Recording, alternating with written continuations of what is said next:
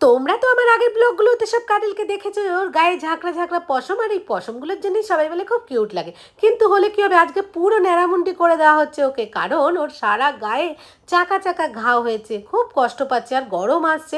তো আমার পক্ষে তো সম্ভব না এইভাবে ধরে রাখা, শুনবেও না আমার কথা।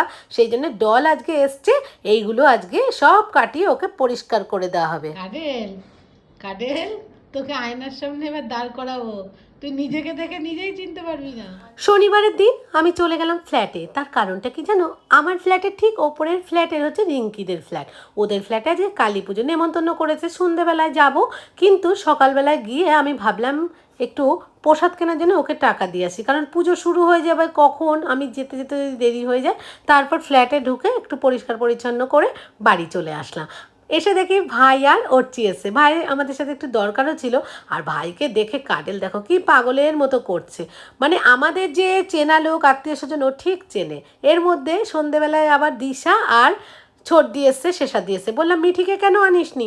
বললো মিঠিকে দেখতে হলে মামি আমার তো একটা বাড়ি আছে, সেখানে তোমাকে যেতে হবে। আমি বললাম ঠিক আছে, তাহলে একদিন যাব তোর বাড়িতে। ওরা এসছে, বারবার বলছি কিছু খা, বললো কিছু খাবো না মামি, পেট ভরা। তবুও আমি বললাম না খেলে তো হবে না, জামাই এসছে তোর জন্য, তো আমি বলছি না। তো এক চিকেন চাউমিন নিয়ে আসলাম আর রসগোল্লা দিয়েছিলাম। একটু একটু করেই খেলো, বেশি খেলো না। এর বন্ধুদেরকে আমরা হোটেলে খাওয়াবো, আমরা ওকে বিয়ের খাওয়ানো খাইয়ে যাচ্ছি। আমাদের বন্ধুরা, ও যে সবাইকে নেমন্তন্ন করতে পারি, যে বন্ধুরা আসতে পারেনি, ও যে বন্ধুরা আসতে পারেনি সেই বন্ধুদেরকে আবার হোটেলে নিয়ে গিয়ে খাওয়ানো হবে। তুমি চলো, তুমি চলো আজকে, তো কালকে এমনি নিয়ে যাবো। সন্ধেটা বেশ ভালোভাবেই কাটলো, সবাই আসলে না বেশ ভালোই লাগে, গল্প হয়, আড্ডা হয়। ডল আর সরস্বতীও চলে যাবে, কারণ ডলের মামনি বান্ধবীরা যারা বিয়েতে আসতে পারেনি তাদেরকে কালকে রেস্টুরেন্টে খাওয়ানো হবে। সেই জন্য ডলরাও থাকতে পারলো না, তো ওরাও বেরিয়ে গেল। 10টা বাজে, আমিও রেডি হয়ে গেছি, কেননা যাব সেই কালী পুজোতে। সবারই নেমন্তন্ন ছিল, কিন্তু রাজ তো যাবে না, ও তো জানো কোথাও যেতে চায় না। আমি আর তোমাদের দাদাভাই চলে গেলাম। গিয়ে এই হচ্ছে রিঙ্কি, দেখো ও রিঙ্কিকে আজকে বেশ মিষ্টি লাগছে। তো বললো বসো, পুজো শুরুই হয়ে গেছিলো, কারণ এত রাত করে গেছে।